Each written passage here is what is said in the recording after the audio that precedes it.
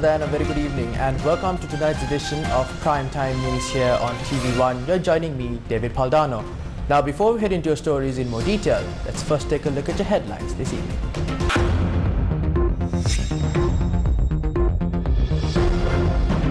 "2022 budget is a farce. Opposition lawmakers debate in Parliament." ඇති නැති පරතරය අඩු කරන්න එක යෝජනාවක් මේ පාර්ලිමේන්තුවට ඊයේ ඉදිරිපත් කරේ නැහැ. දැන් මේ හාල් මිල රුපියල් 240ට 260ට නැග්ගේ කොවිඩ් ඉන්නද? නෑනේ. සීනි මිල වැඩි උනේ කොහොමද? එක සැරයක් බනිනවා බදු නැති කරගත්ත අය බදු අඩු කරගත්ත අය. පැනෙව්වහම බනිනවා බදු පැනෙව්ව අය කියන වෙලෙ. A new tax policy that wasn't revealed in the budget. එක ධම්ම එළියට දැම්මොත් සමහර විට එකෙන් අයුතු වාසි ගන්න ඉඩ තියෙනවා. Agriculture Director General says Chinese fertilizer samples won't be retested. National Plant Quarantine Service takes a firm stance. රටට එන ආනයන අපනයන කුෂිකර්මයට සම්බන්ධ සම්පූර්ණයෙන් ගැන හිටිනවා. Is Cardogan at risk?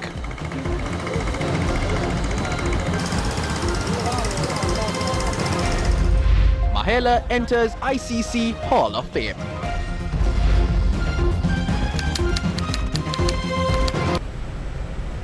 The debate on the second reading of the 2022 budget began today. Samagi Janabalawege MP Harsha De Silva began the debate this morning. මුදල් ඇමතුමාගේ අයවැය නම් පුස්ස මෙලෝ රහක් නැති හුදු ලියවිල්ලක් පමණයි. The budget is a farce. It is a document that has no value. The actual budget deficit for the year 2020 is 849 billion rupees, higher than the deficit mentioned by the Central Bank of Sri Lanka. The government is trying to perform magic using these numbers. A proposal was tabled in Parliament to reduce the budget deficit. Today, Nadu rice is at 140 rupees, Samba is at 170 rupees, dried chilies are 600 rupees, dal is 250 rupees, sugar is at 150 rupees. Earlier it was at 100 rupees. Milk powder is at 480 rupees. LP gas is at 2,675 rupees. How can innocent people survive? This is a curse. The people too are calling it a curse. A ship carrying garbage is trying to unload its consignment under the name of organic fertilizer. Is the foreign ministry asleep? Let us know if you can't do it and then leave. We can take over that role. Although they said that they don't have money to pay the salaries of teachers and to pay the allowances that were promised for healthcare workers, they are distributing 4 million among Pradesh Sabha members. They are distributing 20 million among former Pradesh Sabha members who were appointed as vice chairman. 10 million is being given to the chairman of Pradesh Sabhas. This is a political move. The finance minister said that 85 billion has been allocated for this. Aren't you ashamed? මේ සඳහා මුළු වියදම කෝටි 8500ක් කියලා මුදල් ඇමතුමා කිව්වා. ලැජ්ජ නැද්ද? The parliamentarian also expressed his views on certain factors that can lead to an economic crisis. Racketeers and their henchmen are thriving during this period. It's been almost a year since we asked for a forensic audit into the sugar scam. But nothing has happened as of yet. Senior figures are being accused of looting through the garlic scam. Those who were accused are still free. This is what the people are saying. Sri Lanka is the only country to use the COVID-19 pandemic as a business. The vaccine scam caused a loss of $10 from each vaccine. Then there was a PCR scam and an antigen scam. The government must be ashamed. They must apologize to the people. The parliamentarian also made a special revelation today. Yesterday, something hilarious happened when the budget was being presented. We received about $7 billion in remittances from the Middle East. But when the budget was being presented, the central bank had published a request for proposals to obtain loans by keeping the $7 billion as security. I am tabling the RFP in Parliament. I am requesting for this to be included in the Hansard. What are they trying to do? We have placed the money of those people as security while seeking a loan. Let me tell you who has come forward to provide us with a loan. They are trying to tighten the noose around the people's necks. We have a clear vision to rebuild this country. Our government will relieve the people from the country's debt trap in near future. අපි නුදුරේදීම අපේ ආණ්ඩුවකින් ජනතාව බේර ගන්නවා. එක සැරයක් බනිනවා බදු නැති කරගත්ත අය බදු අඩු කරගන්නවා. Earlier they criticized us for removing and reducing taxes. When we impose taxes, they criticize us for imposing it. If this is how the parliament reacts, what is the solution for the main problems in the country? The finance minister can become popular by announcing that all state sector employees will receive an increment of 10,000 rupees, but the money will have to be obtained from a source. There will be no problem if the money for that purpose is brought from Madamulana, but that can't be done. Harsha was saying that we can't issue sovereign bonds. How can we issue that? Sovereign bonds worth $13 billion have been issued. This is the worst in Sri Lanka's history. Remember that this is what we have to repay. We don't have a single payment for sovereign bonds issued during Mahinda Rajapaksa's term. Let me show you the numbers. Don't tell lies. All of you destroyed the country. Where were you when the country was destroyed? මේ තියෙන ඉලක්ක ටික බොරු කරන්න එපා රටක් කරා රටක් කාලා එතකොට කොයිද හිටියේ රට කනකොට කොයිද හිටියේ 2020 පළවෙනි කාර්තුවේ ආර්ථික ඍණ 1.7 Did the country's economic growth during the first quarter drop to negative 1.7% due to COVID-19? No. Did the cost of rice increase up to 240 or 260 rupees because of COVID-19? That is not the case. Why was the cost of sugar increased? You reduced the import levy on a kilo of sugar to 25 cents. This created the sugar mafia. The crisis faced by farmers in terms of fertilizer and weedicides was not caused by COVID-19. It was caused as a result of the president's wrong decision. Your document itself shows that government expenditure is higher than its revenue. Basil Rajapaksa clearly said in his budget speech that there is a leader who is governing without fraud or corruption and that such incidents won't occur. I was surprised because those remarks were made by Mr. 10%, a person who is well known for corruption. The chairman of Litragas was appointed by the president. He said this gas shortage was created because of corruption and that there is a mafia involved in this. That is why there is a problem with gas. The heads of state corporations are admitting that corruption is taking place even today. The budget he has tabled is nothing but a customer document. මෙතුමා ඉදිරිපත් කරපු අය කියන්නේ සාම්ප්‍රදායික තවත් ලියවිල්ලක් විතරයි. මෝඩ කුක්කෙක් ඉන්නෝ මේ ණය වරුබුදෙන් ගන්න පුළුවන්ද මේ වගේ කුක්කොත් එක්ක? Meanwhile, Finance Minister Basil Rajapaksa convened a media briefing today on the proposals mentioned in the budget. The relief granted to the public service through the budget was discussed at the media briefing. The public service has expanded to a massive extent. We must honestly admit that the public service is a burden to the country. I wish to clearly state that we cannot afford to use public funds for the public sector until another year. We can't increase the number of employees in the state sector, but we will incorporate the youth into the system based on the number of people who go on retirement. Have funds been allocated to compensate farmers for a drop in harvest caused by organic fertilizer? Don't think negatively. We must always think positively. Although we would be paying compensation, if there are such losses through the government's budget, it will be done through the Agricultural Insurance Board. We have allocated the funds required for this. Questions were also raised on whether the government has prepared a tax policy. If we release the tax policy now, sometimes some people might misuse that. We will not impose taxes on essential goods and food that is required by the people. The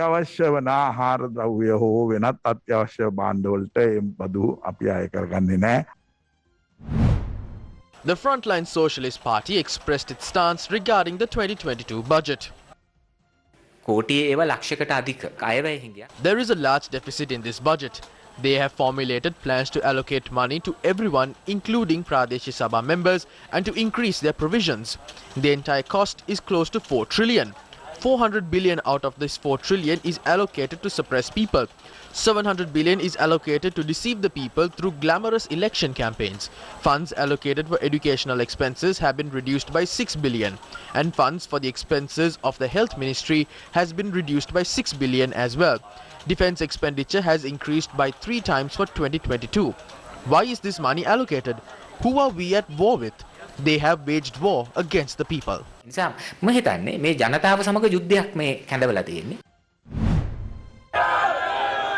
Opposition leader Sajid Premadasa points out that the government has handed over the agriculture industry to a particular group of people instead of providing relief to the farmers of the country. The opposition leader expressed these views at a protest held in Polgavela, demanding solutions to several issues including the rising cost of living and the fertilizer crisis.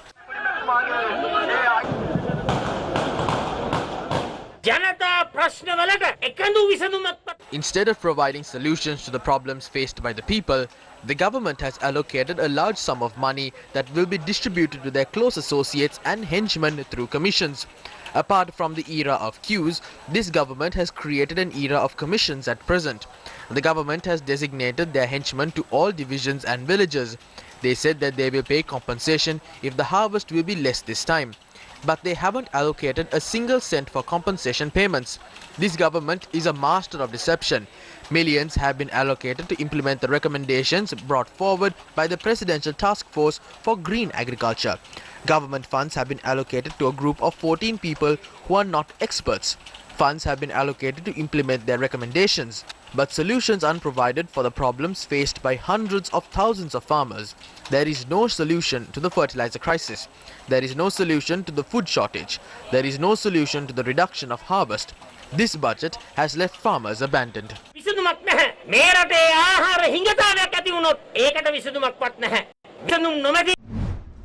Following views were expressed by Secretary to the Treasury SR Artigala during a virtual event last night organised by KPMG Sri Lanka titled Budget Analysis 2022 Towards a Resurgence. Special goods and services tax will be applicable for liquor, tobacco, leisure industry and those things. So it will be a composite tax. There would be just one tax. So that's why we have said altogether we are expecting 50 billion from those. So it includes liquor, tobacco, etc. Moving forward from January 1st, it will be goods and services tax.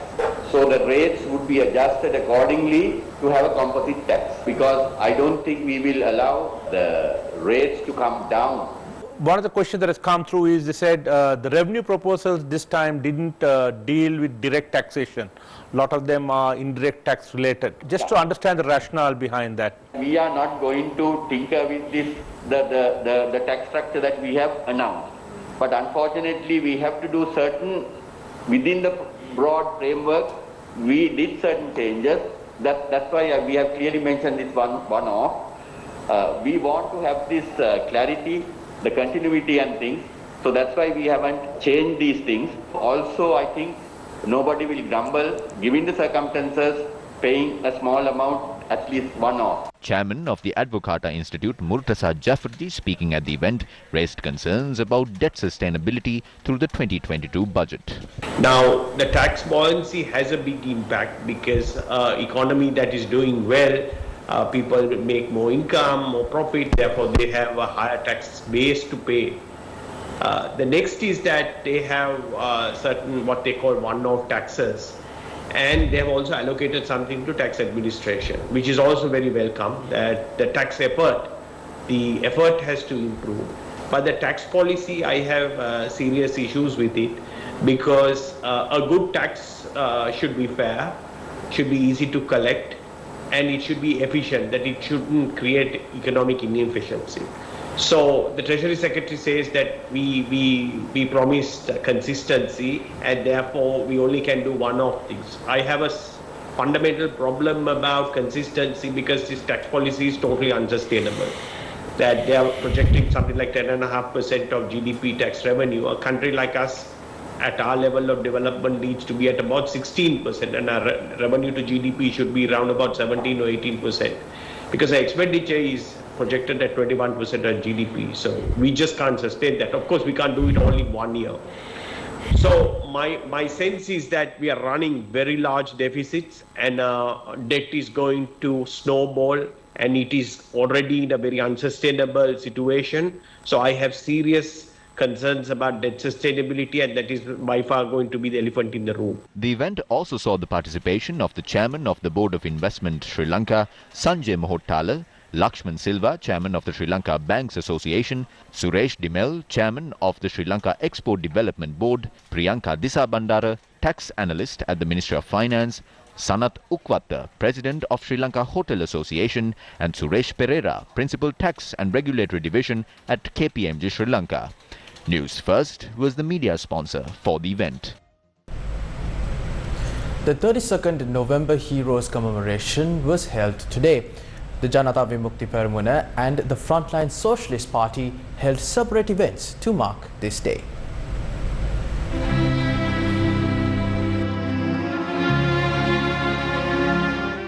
Janata Vimukti Peramana leader Anurakumara Dissanayake expressed the following views on the challenges that are being faced by Sri Lanka. ඔබ දන්නවා මේ වන විට චීන පොහොර නැවක් ලංකාව වටේ කැරකෙමින් තිබෙනවා. අද සාක නිරෝධන ආයතනය විසින් දෙවරක් පරීක්ෂාවට භාජනය කොට A ship carrying fertilizer from China is travelling around Sri Lanka. The National Plant Quarantine Service had conducted tests twice on the organic fertilizer samples and detected harmful bacteria that can affect our soil. What must be done? The ship must return, but it is moving around the country. This is similar to a person without a visa landing at the airport and trying to forcefully enter the country. They have completely disregarded the National Plant Quarantine Service. The officials there are under pressure. They say they won't allow the fertilizer consignment to be unloaded, but the ministers are visiting foreign envoys. We are stuck in a dead trap. National assets like the Hambantota port, the Colombo East container terminal, Port City and some lands near the port have been given to the Chinese government. We have fallen trap for them. On the other hand, the Colombo port's west container terminal has been given to India's Adani company. The Trincomalee oil tank farms have also been given to the IOC. Plans are underway to hand over the Trincomalee port to India.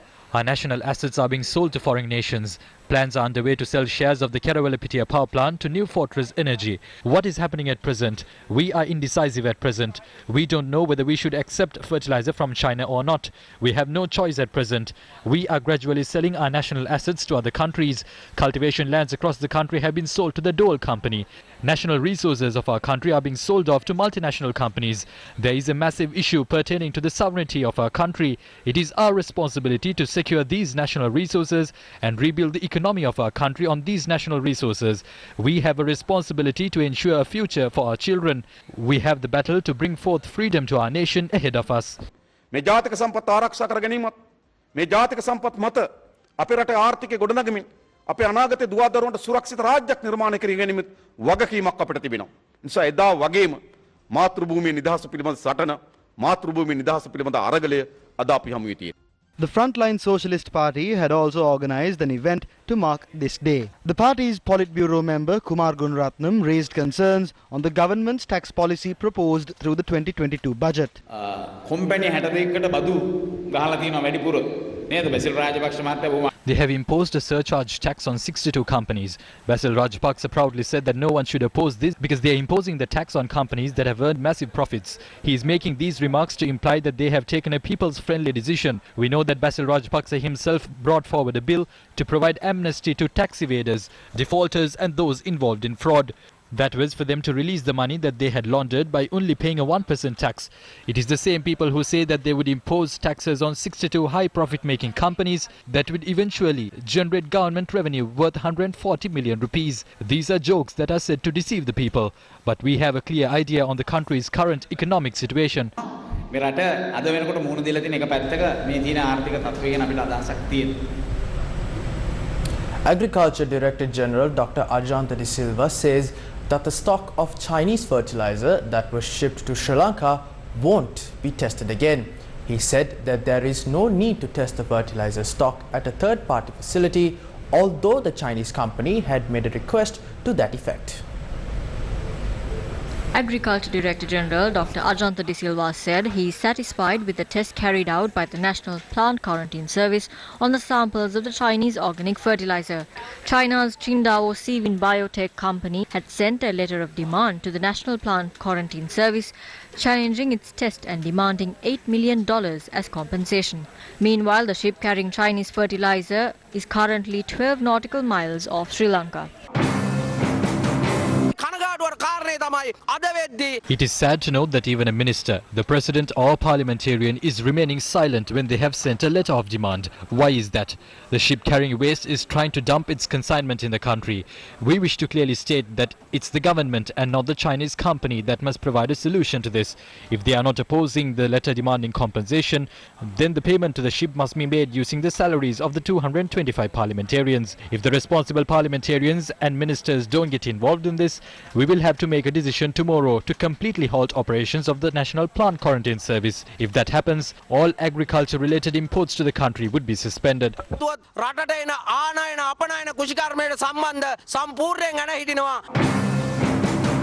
State Minister Vijray said that if compensation is paid as a part of the Chinese fertilizer deal, it must be paid using the money of those responsible. Who placed the order for the Chinese fertilizer? Was a proper tender process followed? Did they obtain permission? Did they test samples before the consignment was imported? If the samples were tested, why did they fail the tests? How did they decide that the fertilizer was not up to the permitted standards? We feel that someone is earning commissions through this. We can't allow them to shift the burden on the government or the people. The money should be collected from those responsible.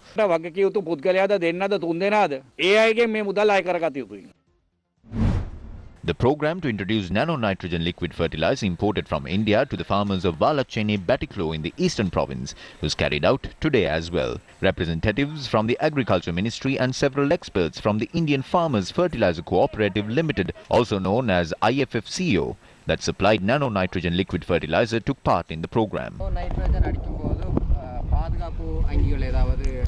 There is no need to wear separate protective gear. You can wear a mask if the wind is strong. Nothing else is needed. Nitrogen is safe.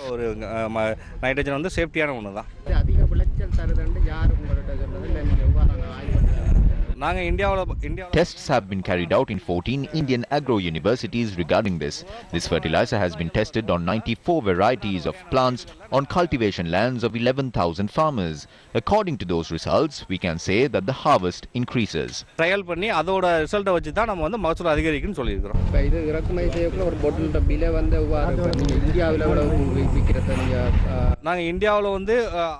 milliliters of fertilizer is sold to farmers at 240 rupees in India.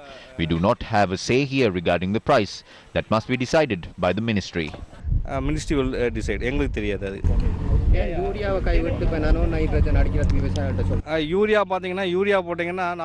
20 to 30% of urea fertilizer is absorbed by the plant.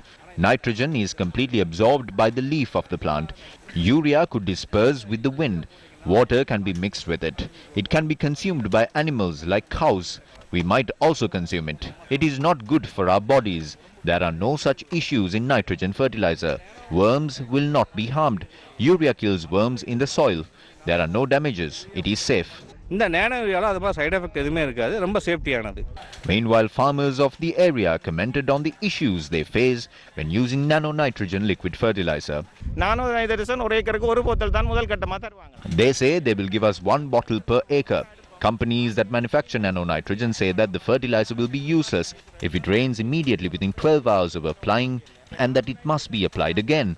It rains every night here. We don't know if this will be successful. They don't have evidence of positive results of nano-nitrogen fertilizer. They are trying to test this in Sri Lanka during this year.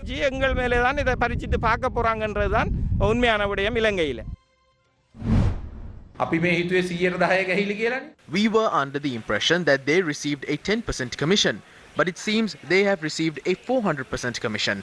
The people of this country, including the farmers, should go to the CID for importing fertilizer worth $6 for $25.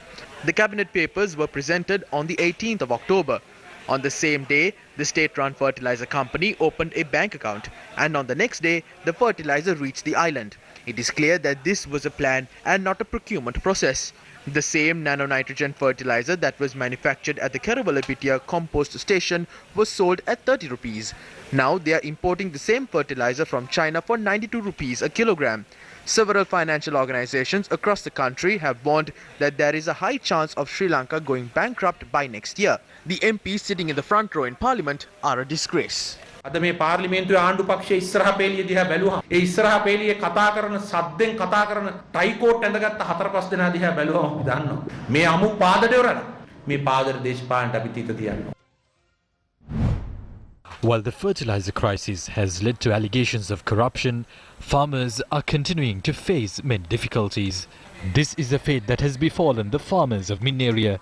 Water was released to the fields of Minneria in the Polonnaruwa district on the 3rd of this month for the Maha cultivation season. Farmers say they haven't been able to begin cultivation as they don't have the required fertilizer or pesticides. Cultivation takes place on more than 22,500 acres of land in Minneria during the Maha season. The water is being wasted. Weeds have grown in the paddy fields. No one has prepared a plan. The field is not prepared. This will lead to a food shortage in the country next year, leaving the poor completely helpless. The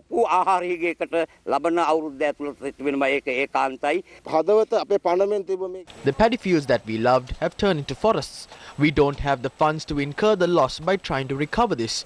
Authorities have turned a blind eye to this problem. Water that flows through the main canal from the Min area Weber for agriculture purposes continue to run through the fields without being used. Will the Colombo Kandy Road be opened in the near future? For more information on this, stay tuned with News First as we cross in for a short commercial break. Bellboy's got you covered. Download Bellboy today to get all your household appliance fixing and repairs done. Now available on Android and iOS. Valuable Finance, best finance company. Welcome back to the news. When will the Colombo Kandy Road be opened in Cardogan after it was closed due to landslide concerns? What will be the fate that would befall Cardogan due to the landslide risk? News First visited the area to inquire into this situation.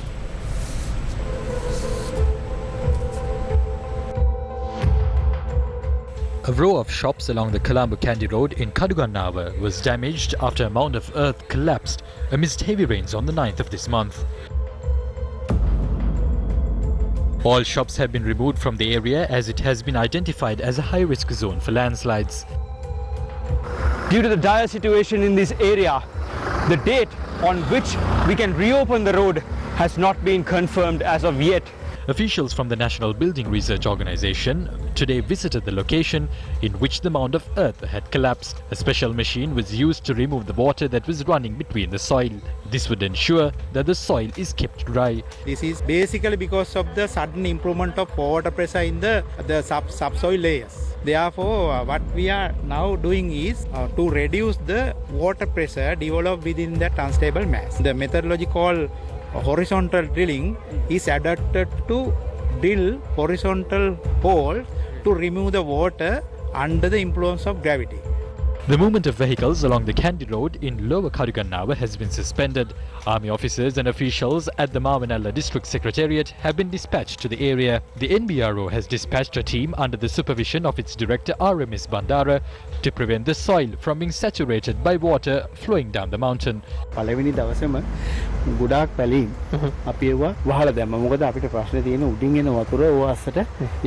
We sealed many cracks on the first day. That is because the water flowing down the mountain may enter those cracks. The reason for those cracks is that the layer of sand attached to the rock has sunk slightly. The soil was saturated in recent days. Now it is reducing. This is the main road. The cracks are on the main road. Therefore, soil can be seen on the surface of the road. But the road won't be washed away. There is a bedrock below. A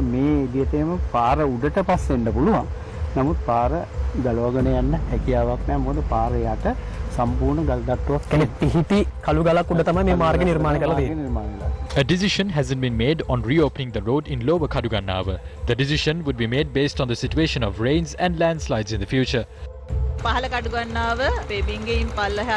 What we have learned is that the risk lies for about 115 meters along the Lower Cardogan road due to an earth embankment above a row of shops. The NBRO hasn't informed us that the threat has reduced.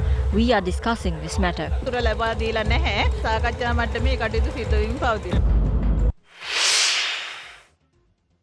Some low-lying areas are inundated, although the extreme weather is receding. This is the situation in Thummodara and Mavila along the Nathandiya Dankotoa main road.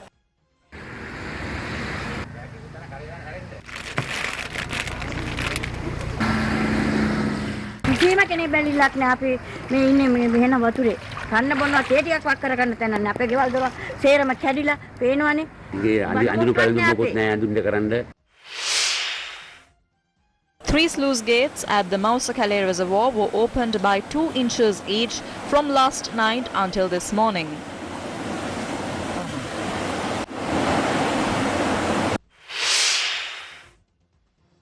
Trains have been restricted to one railway line along the Colombo Polgavela line. A culvert had sunk near Mirigama and Vijray Rajadhana.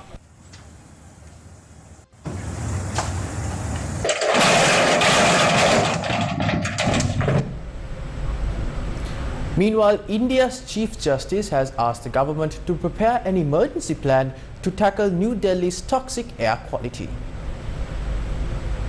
India's Chief Justice has said that the situation surrounding New Delhi's toxic air quality is very serious. He has asked the government to prepare an emergency plan to tackle New Delhi's dangerous smog condition. Yesterday, India's Federal Pollution Control Board ordered authorities to prepare for emergency measures to tackle the worsening smog. Delhi is often ranked the world's most polluted capital. It faces extremely bad air in winter due to emission from transport, coal-fired plants outside the city and other industrial emissions. The air quality index in and around Delhi hit 470 to 490 on a scale of 500. This level of pollution means the air will affect healthy people and seriously impact those with existing diseases. A Faculty of Engineering has been launched at the University of Colombo. The University of Colombo was declared open in 1921. Yesterday, the university launched a Faculty of Engineering for the very first time. Education Secretary Professor Kapila Pereira was present at the event. The university's Vice-Chancellor Professor Chandrika Vijay and senior professors Nalin De Silva and UGA Polgavela were present. Kind leaders change lives, transform organizations and collaborate. Kind leaders inspire creativity and productivity, share meaningful connections and give their time so that others can give their best. Prashant Deviser, a kind leader from Sri Lanka, has been named as one of the 50 leading lights in the Asia-Pacific region for the year 2021. The 50 Leading Lights campaign will showcase 50 leaders building a new status quo, impacting others through kindness. The campaign will share their stories and leadership styles and the effect they have on their organization and industries. The campaign aims kindness to be seen as a strength in leadership, as a quality and a currency that empowers change. Prashant Deviser is the founder and president of Sri Lanka Unites, a youth movement for hope and reconciliation in Sri Lanka. He is also founder and president of Global Unites, a non-profit that seeks to inspire, connect and equip youth to transform global societies through movements that promote non-violence and reconciliation to transform conflict. Prashant has been responsible for casting a bold vision for both organizations, inspiring gifted and capable members to join, raising resources and developing young and talented leaders to take the movement forward all over the world.